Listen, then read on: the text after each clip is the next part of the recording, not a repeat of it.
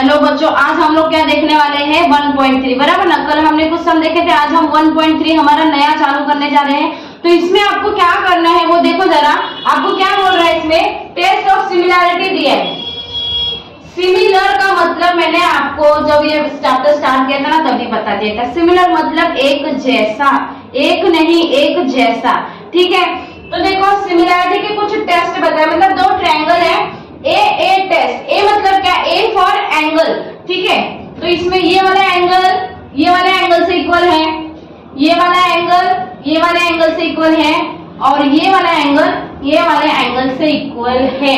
अगर ये तीनों एंगल एक दूसरे से इक्वल है तो हम क्या कह सकते हैं कि ये कौन सी टेस्ट है, ए टेस्ट। मतलब ये वाला एंगल, ये वाला एंगल, ये वाला एंगल, ये वाला और ये वाला, इसलिए इस टेस्ट का क्या नाम रहेगा बच्चों, ए टेस्ट, ठीक है। सेम ऐसे सेकंड वाली है, बट इधर तीन एंगल नहीं है, दो एंगल की बात हो रही है। जैसे कि देखो इसको हटा देती हूँ मैं, ये जो है ना एंगल सी और एंगल एन की हम यहाँ पर बात नहीं करेंगे।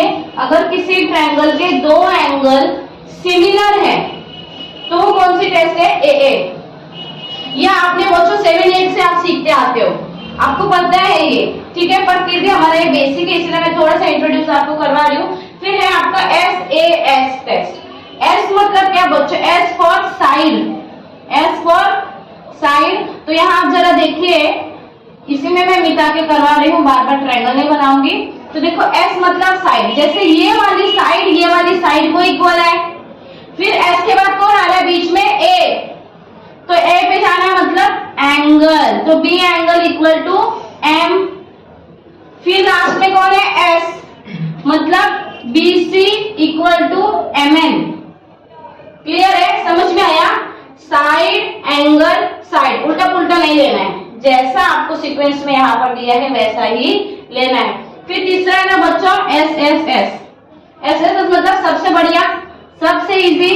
जैसे आपका ए था, कंफ्यूजन ही नहीं कि ये वाली साइड से इक्वल, और ये वाली साइड से इक्वल, ये वाले साइड से इक्वल। क्लियर है, समझ में आया। अगर ये आपको दिख रहा है ना, सब में आपको पूछा जाएगा कौन सी टेस्ट है, क्या है, क्यों है, कैसे है, तो वो ये सब है बच्चों, आपको समझना है। ये समझ में आएगा तो आप रीजन लिख सकते हो, क्योंकि ज्योमेट्री में हमें रीजन लिखना पड़ता है ना, पता है आपको। तो ठीक है, अभी हम 1.3 पर इसके बेस पर कुछ इंपॉर्टेंट सम है जो करने जा रहे हैं। आज मैं आपको वही कराऊंगी, ठीक है। चलो देखेंगे हम लोग अगला सम।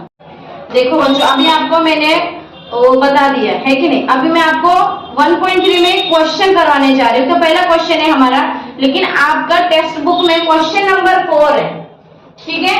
मैंने क्वेश्चन नंबर 4 ही लिखा है ताकि आपको कंफ्यूजन ना हो, ठीक है। तो इधर देखो क्या कह रहा है ये, in a triangle ABC, AB perpendicular to BC. मैंने आपको बता दिया, उल्टा टी मतलब परपेंडिकुलर होता है। तो देखो ये बीसी यहाँ है, ये है आपका बीसी, और ये आया इस तरीके से, यहाँ पर देखो उल्टा टी बना गया। Clear. Next B Q perpendicular to AC. AC का है बच्चों, ये रहा एसी। देखो इस तरीके से ये हमारा है ए सी, और बी क्यू इस तरीके से गया है, ये है आपका बी और क्यू। अगर हम इसको सीधा बनाने जाएंगे तो ये कैसे बनेगा, ए सी और ये बी क्यू, ये भी उल्टा बन रहा है, ठीक है। यहाँ पर दो ट्रायंगल है, इसलिए थोड़ा सा कंफ्यूजन होगा, इसलिए मैं आपको इस तरीके से साइड में बता रही हूँ। देखो बोला, फिर बी पी सी कोलिनियर है, और फिर ए क्यू सी कोलिनियर है, मतलब एक ही लाइन में आ रहा है। ये देखो आ रहा है कि नहीं, यहाँ पर ये भी आ रहा है। अभी आपको क्या कह रहा है बच्चों, देन प्रूव दैट, प्रूव करना है क्या है ये, triangle CPA similar to triangle CQB. Maths 2 की प्रॉब्लम ही यही होती है बच्चों, जो एक्चुअल में है ना वो भी हमें प्रूव करना पड़ता है, बराबर ना। मतलब है हमारा, अभी देखिए ये मार्कर मेरा ही है, पर अगर ये किसी के हाथ में रहेगा और मैं उससे लेने जाऊंगी तो मुझे प्रूव करना पड़ेगा कि ये मेरा है। सेम इसी तरीके से सम का भी है। सम में आपको दिया है कि भाई ये दोनों सिमिलर है, लेकिन फिर भी क्वेश्चन में क्या कह रहा है कि प्रूव करो। तो प्रूव करने के लिए कहा है, और आपको मेजरमेंट दिया है, आपको एपी दिया है 7, बीक्यू 8, बीसी 12, और आपको फाइंड क्या करना है बच्चों, एसी। क्लियर है। अभी आप देखिए, in a triangle CPA and triangle CQB, ये मैंने इस तरीके से शॉर्ट में लिखा है, आप ऐसा नहीं कर सकते, आपको एंड लिखना है। ठीक है, आपका angle CPA congruent to CQB। क्यों? क्योंकि अगर आप देखो इधर मैं आपको साइड में इस तरीके से बना के दिखाती हूँ, आपको एक एक चीज समझाऊंगी मैं बेसिकली, डोंट वरी। ये देखिए आपके पास दो ट्रायंगल है, पहले ट्रायंगल है CPA और CQB, तो मैंने इस तरीके से बना लिया CPA CQB। अभी हम ध्यान देंगे यहाँ पर, ये हमारा APC मतलब ये CPA, तो यहाँ पर C है, यहाँ पर P है, P हमारा 90 डिग्री है, इसीलिए इसको हम इस तरीके से बना देंगे। क्लियर है? तो ये P है और यहाँ पर क्या बच्चों A, 90 डिग्री पे कौन गया P। नेक्स्ट दूसरा ट्रायंगल क्या है CQD, अगेन 90 डिग्री वाला है, इसीलिए हम इस तरीके से बना लेंगे। यहाँ पर कौन है C, यहाँ पर कौन है Q 90 डिग्री पे, और यहाँ पर कौन है B।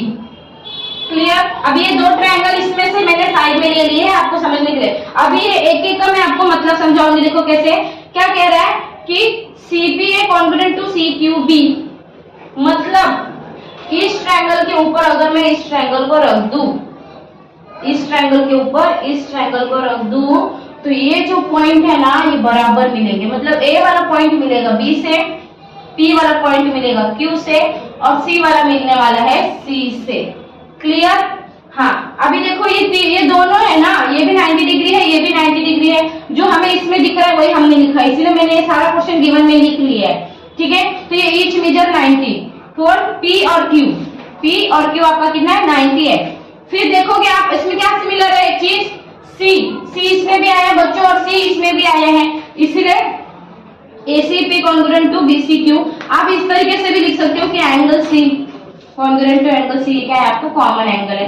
ठीक है, क्योंकि देखो ये बीच में आया है ना, तो हम सिर्फ C को ही देखेंगे इस तरीके से। यहाँ पर देखो P आया है, यहाँ पर Q आया है, बीच में आया है, तो कॉमन एंगल है ये हमारा। अब ये क्या हो गया, ये प्रूव हो गया है कि ये क्या है सिमिलर है, पर फिर भी हमें अभी रीजन देना है बच्चों। देखो इन triangle CPA similar to triangle CQB, क्यों सिमिलर है किसकी वजह से, तो अभी हमने सीखा था ना AA टेस्ट, यहाँ पर दो एंगल्स है, मतलब पहले एंगल P और एंगल Q इक्वल है बिकॉज ऑफ 90, दोनों 90 डिग्री के हैं, और एंगल C दोनों में आ रहा है कॉमन है, इसलिए वो भी इक्वल है। क्लियर है? हाँ, अभी देखो अभी मैंने आपको समझा दिया दो ट्रायंगल साइड में बता के। इसके आगे हमें क्या करना है बच्चों, वो दो जो ट्रायंगल थे ना, अभी आप देखो हमें मेजरमेंट भी दी हुई है, मेजरमेंट, तो अगर हमारा AP 7 है, BQ 8 है और BC कितना बच्चों 12। नाउ आपको फाइंड करना है, फाइंड क्या करना है AC, फाइंड आपको करना है बच्चों AC कितना हमें नहीं पता है, AC निकल आएगा तो हम बता सकते हैं कि ये क्या है सिमिलर है। अभी हमें प्रूफ देना था, इसलिए हम यहाँ पर सॉल्यूशन में लिखेंगे, क्या लिखेंगे प्रूफ। अब हम इसको प्रूफ देने जा रहे हैं, जैसे कि मैंने आपको बताया था कि भाई ये मार्कर मेरा ही है आपका नहीं, क्योंकि आप मार्कर से लिखते हो क्या, नहीं आप तो पेन से लिखते हो, इसलिए प्रूफ हो गया कि ये मेरा है। सेम इसी तरीके से यहाँ पर हम लोग प्रूफ देंगे। तो अभी आप देखिए AP, ये वाला ट्रायंगल जो मैंने यहाँ पर बनाया था, वापस से मैं बना रही ताकि समझ में आ जाए। ये P है, यहाँ पर C है, A है, और इस तरीके से यहाँ पर Q है, C है, यहाँ पर B। ठीक है, तो देखो हमारे पास ये सब मेजरमेंट है ना, तो अभी हम देखते हैं AP upon BQ, AP upon BQ कैसे बच्चों, देखो ये वाली साइड से सिमिलर है, इसीलिए इस ट्रायंगल की ये वाली साइड, तो इसीलिए इस ट्रायंगल की भी यही वाली साइड लेनी है। देन PC और QC इक्वल नहीं है ना, हमें दिया भी नहीं है क्वेश्चन में, हमें सिर्फ क्वेश्चन में क्या दिया है AP BQ, फिर BC और AC, हमें पूछा क्या है बच्चों AC, इसलिए थर्ड वाली साइड को हम देखेंगे भी नहीं। सेकेंड वाली साइड आपकी कौन सी बन रही है बच्चों, यहाँ पर पहले वाले ट्रायंगल में AC और दूसरे वाले ट्रायंगल में BC। क्लियर है, समझ में आ गया? हाँ, अभी आप देखिए ये क्या है, करस्पॉन्डिंग साइड, मैं पूरा नहीं लिख रहा, आपको लिखना है corresponding sides of similar triangle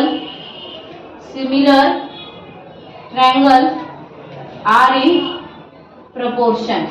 reason लिखना है बच्चों, समझ में आया? कि करस्पॉन्डिंग साइड है ट्रायंगल की, तो वो दोनों कैसी है, प्रोपोर्शन में है एक दूसरे से। तो एपी की वैल्यू पुट करेंगे, AP is 7, BQ is 8, AC हमारे पास नहीं है, फाइंड करना है, बीसी है 12। ठीक है, क्लियर है।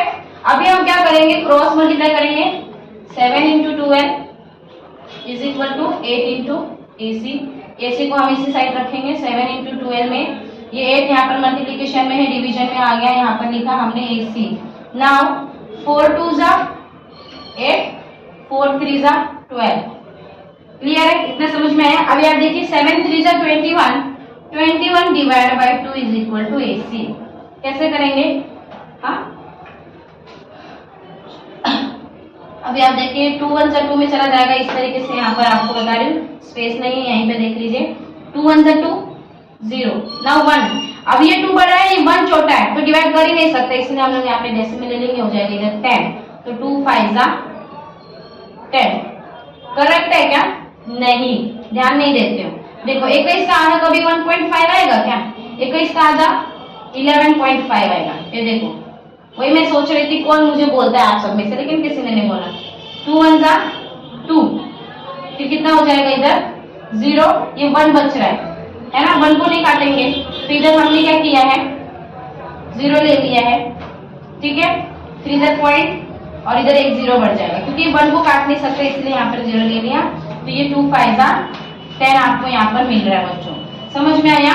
हाँ, अगर ऐसा नहीं समझ में आता है, अगर पॉइंट वाला अगर आपको नहीं समझ में आता, तो आप सीधा सीधा मतलब दिमाग लगाइए, जैसे बहुत चीजों में आप दिमाग लगाते हैं ना। 20 कर लीजिए इसको, 20 + 1, 20 का आधा कितना 10, और 10 1 का आधा कितना होता है 0.5, जोड़ दीजिए कितना हो जाएगा 10.5। आ गया आपका आंसर। मैं आपको सभी वे से बता सकती हूँ, लेकिन आपके लिए इजी से इजी तरीका में लेकर आती हूँ। ठीक है, तो आपको एसी मिल गया है, AC इज इक्वल टू 10.5, सब आपके पास आ गया है बच्चों। तो ये प्रूफ हो जाता है हमारा, ऑलरेडी प्रूफ था ही कि CPA सिमिलर टू CQB। तो हम लोग लिखेंगे therefore triangle CPA similar to triangle CQB। Clear, समझ में आया, ठीक है, चलो।